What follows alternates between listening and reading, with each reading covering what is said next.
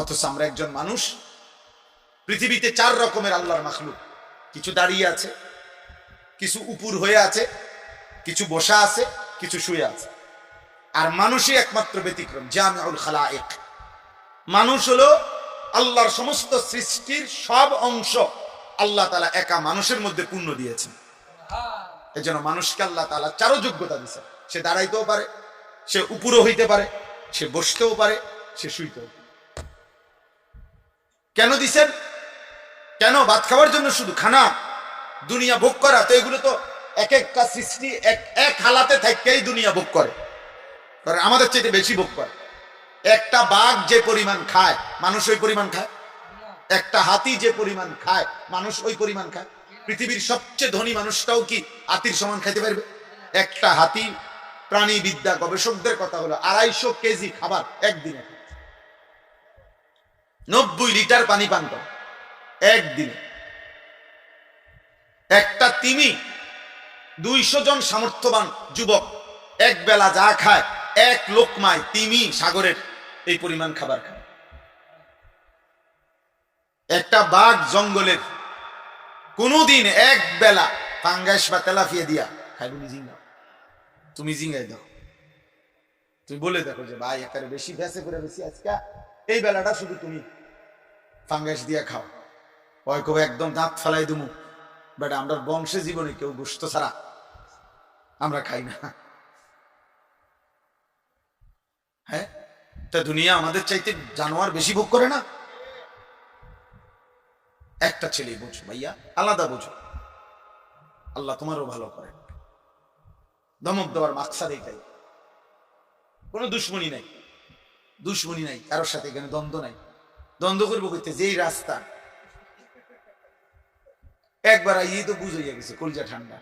গেছি গা ওইদিকে, আবার 10 মিনিট ঘুইরা আবার আবার রাস্তা পাইছি। মাশাআল্লাহ, এই যুগে যে এত সুন্দর রাস্তা আল্লাহ নেয়ামত, আল্লাহ আনাইছে, রাস্তাই তো খুঁজা পাই না।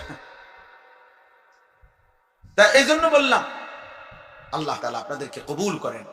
ছেলেরা তোমরা বসছো, বাপ মহব্বতেই বসছো, আমরা বুঝি ভালোবাসো বলেই তো বসছো, কলিজা ইমান কিছু হলেও আছে দেখেই তো বসছো।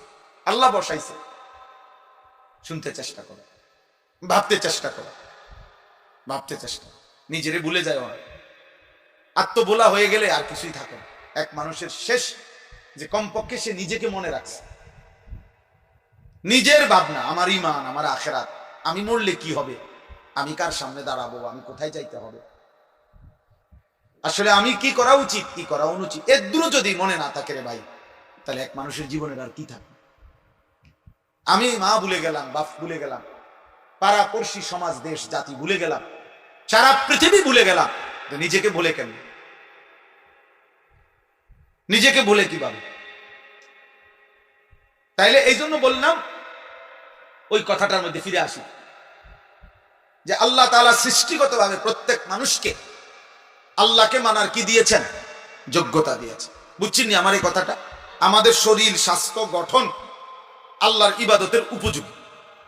এই জন্য আল্লাহই বলছেন ওমা খালাকতুল জিন্না ওয়াল ইনসা, যে কথাটা বলছিলাম যে যার বয়স যত কম সে ততটা ফিতরাতের কাছাকাছি। অর্থাৎ ওই যে জন্ম লগ্নের যে যোগ্যতাটা আল্লাহ তাআলা তাকে দিছে, ইস্তেদাদটা, এইটা যত বেশি বয়স বাড়ে, হায়াত যত লম্বা হয়, তো ওই ব্যক্তি যদি নাফরমানি করে তো হায়াত যত দূরে যায়, তার ওই যোগ্যতাটা তত নষ্ট হয়। হক গ্রহণ করা, আল্লাহকে গ্রহণ করা, আখিরাতকে বুঝতে পারা, নিজের ইবাদত, নিজের আমলটাকে গ্রহণ করা, এইটা যত বয়স কম তত বেশি যোগ্যতা থাকে থাকে।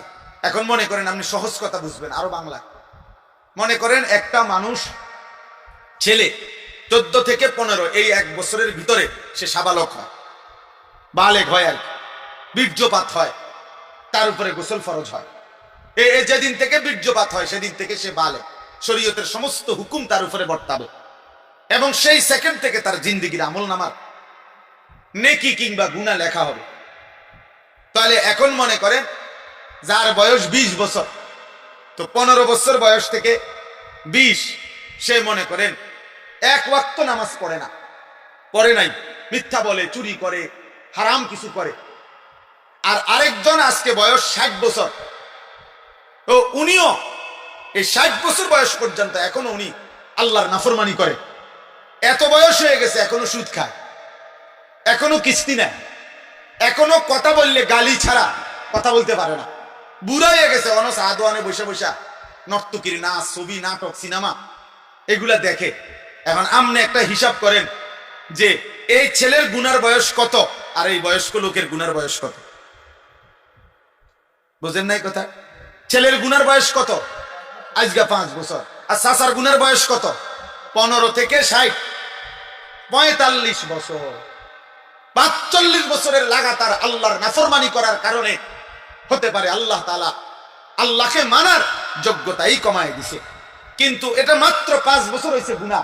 এরা যদি একটু দিল দিয়া, দরদ দিয়া তারে বুঝানো যায়, তার অনুভূতি জাগে, তাহলে তার গুনার বয়স যেহেতু কম, এটা ছুটে যাবে খুব তাড়াতাড়ি।